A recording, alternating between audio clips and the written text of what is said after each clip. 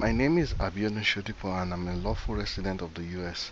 I am recording this video to request an opportunity to testify to the Senate Committee on Foreign Relations with regards to its investigation into attacks on US diplomats in Cuba, and also to request that the committee intervene to ensure that the US upholds its obligations under the UN Convention Against Torture and the International Treaty on Civil and Political Rights by requesting that the FBI or any other appropriate US law enforcement agency investigates similar attacks targeted at my person which are ongoing within the jurisdiction of the US. I had reported the attacks against my person to US law enforcement agencies, including the FBI, and also to the CIA years ago, and asked for an investigation into the crime with a view to identifying the perpetrators/sponsors and bringing them to justice, and also convened a warning about the possibility of technologies employed in the attack being used against US Foreign Service personnel and trade negotiators, but the agencies did not do anything to end the attacks targeted at my person. Upon hearing about the attacks in Cuba and the fact that the investigators were baffled about the weapons that might have been employed in the attack, I contacted the president of the American Foreign Service Association, Ambassador Stevenson, Mr. Thomas Shannon of the State Department, Mr. Carlos Cases, the FBI official in charge of the section responsible for the investigation into the attack in Cuba, the then director of the CIA, Mr. Pompeo, the U.S. permanent representative at the UN, Ms. Nikki Haley, and identified sound over ultrasound, the microwave acoustic effect, and infrasound as the technologies whose manifestations might be consistent with the observations reported by the victims in Cuba. Some of the technologies might have been used together, with one being used to disguise the presence of the other.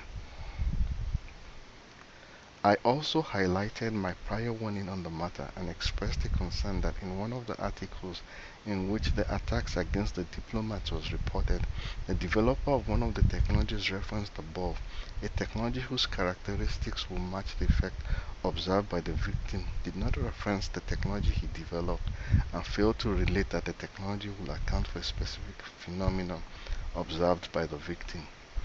I also visited the San Francisco office of the FBI in November 2017. I highlighted my prior warning on the matter and provided information about the technologies I believed might be employed in the attacks in Cuba, including the fact that one of them was developed for the use of the Department of Defense in the war on terror.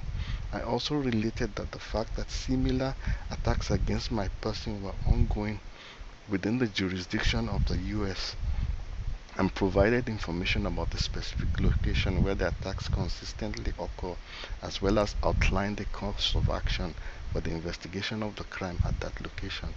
The FBI has to date not investigated the crime I reported, which is ongoing. If afforded the opportunity to testify to the committee, I would like to provide information about an aspect of the visit to the San Francisco field office which was deeply troubling and which I believe is germane to the matter at hand. With regards to the attacks directed at my person, I have previously reported the matter to the former U.S. Attorney Generals Holder and Lynch, the former Acting Attorney General Rod Rosenstein, the former Director of Homeland Security Jeanette Napolitano, the former U.S. Permanent Representative to the UN, Ms. Samantha Power, as well as the Assistant Secretary of State for Democracy and Human Rights, Mr. Tom Malinowski, all to no avail. I have also reached out to Mr. Noah Oppenheim of the NBC, Mr. James Goldstone of the ABC, and Mr. Les Monvis of the CBS to bring the matter to the attention of the media, and I'm extremely puzzled that none of the media houses I have contacted responded in spite of the importance of the subject matter. The attacks targeted at my person commenced in the midst of the litigation of a civil rights matter and have continued ever since. It has taken place on the premises of technology companies where I have worked, including Palo Alto Networks, where the action of some of the officials to whom the matter was reported was especially troubling.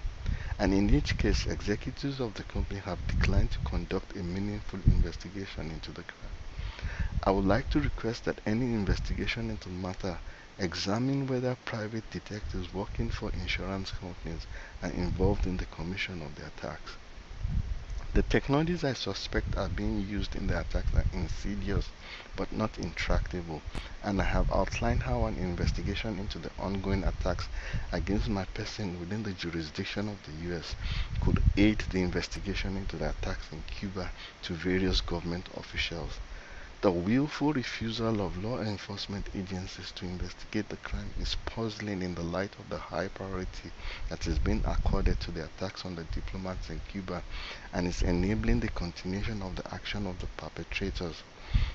A willingness to condone their actions runs contrary to the most cherished values of the United States. There should be no place for trial by ordeal or vigilante action against vulnerable members of the public in the US. The attacks against my person should be construed as cruel and inhuman treatment and treated as an organized crime. I fear long-term irreparable damage to my health if it is permitted to continue. I would appreciate an opportunity to testify to the committee with respect to the specific issue of the possibility of a relationship between the attack in Cuba and the attacks targeted at my person, as well as to request intervention in the matter to ensure an immediate investigation of a crime targeted at my person is conducted. As we draw inspiration from the spirit of the Easter season, I would truly appreciate if all public-spirited citizens of the U.S. who view this appeal will contact the chairman of the committee, Senator Bob Corker, and its ranking member, Senator Bob Menendez, to bring my appeal to their attention and request that they launch an urgent investigation into the matter. Thanks in advance for your kind assistance.